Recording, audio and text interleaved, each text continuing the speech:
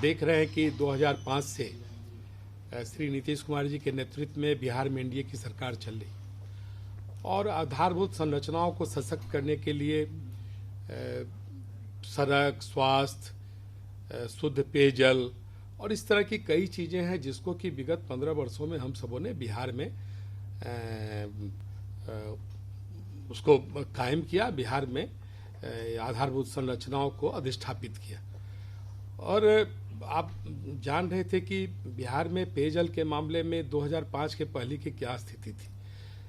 हमारे शहर और ग्रामीण क्षेत्र के लोगों को शुद्ध पानी नहीं मिल रहा था और माननीय मुख्यमंत्री जी ने 7 निश्चय योजना के अंतर्गत हर घर नल का जल योजना को बहुत मुस्तैदी से लागू किया। और उसी क्रम में कटिहार जिला में भी वित्तीय वर्ष 2019-20 में 2800 यूनिट अधिष्ठापित करने का विभाग ने निर्णय लिया। और उसी क्रम में मेरे परिवार का मेरा पुत्र और पुत्रवधू ने एक पंचायत में सिर्फ 4 यूनिट, 2800 यूनिट में से सिर्फ 4 यूनिट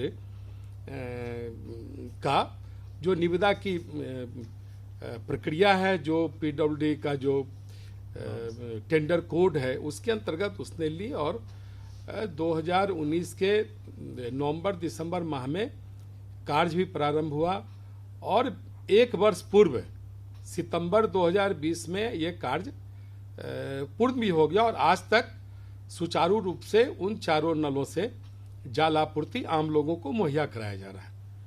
और इन्होंने एक आरोप लगाया कि घोटाला हुआ। मुझे आज तक समझ में नहीं आया कि घोटाला की क्या परिभाषा है। चारा घोटाला तो समझ में आया और भी जमीन घोटाला तो समझ में आया, लेकिन ये जल आपूर्ति घोटाला मतलब ये निविदा घोटाला नहीं समझ में आया। और आप इन्होंने आरोप लगाया कि 2 और प्रतिष्ठान हैं जिसमें कि मेरा साला और सरहज है। आज के बयान में तो उन्होंने दामाद का भी नाम लिया जिसको कि दूर दूर तक कोई लेना देना नहीं। लेकिन आपको बता दें कि उस दोनों प्रतिष्ठान में मेरे परिवार का ना मेरे ससुराल के परिवार का कोई सदस्य उसमें शामिल है।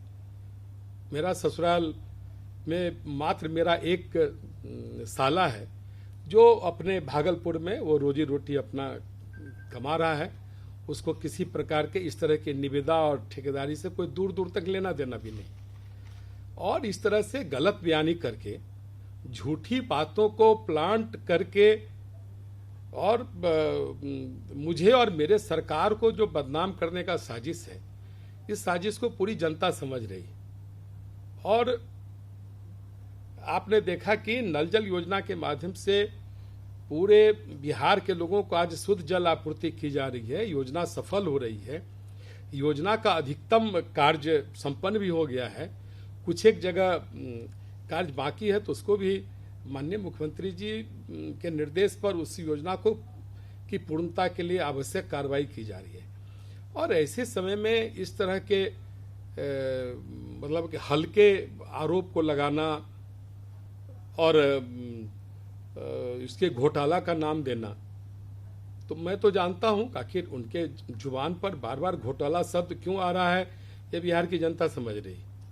उन्होंने ये भी कहा है कि आपके कुर्सी पे बैठे रहते इस घोटाले का पर्दाफाश नहीं हो सकता है, कोई कार्रवाई नहीं हो सकती है, गलत हुआ है, हम लोग सड़क पर उतरेंगे। देखिए इसमें तो नेता प्रतिपक्ष का पर्दाफाश हो रहा है कि किस प्रकार से लचर ढंग से कुछ चीजों को नेता प्रतिपक्ष के स्टेटस में इन सारी चीजों को कह के हास्यास्पद स्थिति बना रहे हैं। टेंडर के तहत 2019 में टेंडर हुआ, 2020 में काम समाप्त हो गया, अब बात क्यों उठ रही है जब काम समाप्त हो गया और आप उस समय तो कुछ नहीं। देखिए मुझे तो आश्चर्य यह लग रहा है कि इंडियन एक्सप्रेस ने भी इस बात को कहा है कि वो 4 योजनाओं के द्वारा आज भी जल आपूर्ति की जा रही है। और उस समय तो मैं विधायक था, बाद के महीनों में चुनाव हुआ और फिर तब चुनाव के बाद मुझे उप मुख्यमंत्री के रूप में सेवा करने का अवसर मिला उसके पूर्व तो योजना पूर्ण भी हो चुकी थी और आज तक उन चारों जो नल जल योजना उससे जो संबंधित उस क्षेत्र के ग्रामीण हैं उनको जल आपूर्ति निर्बाध हो भी रही है।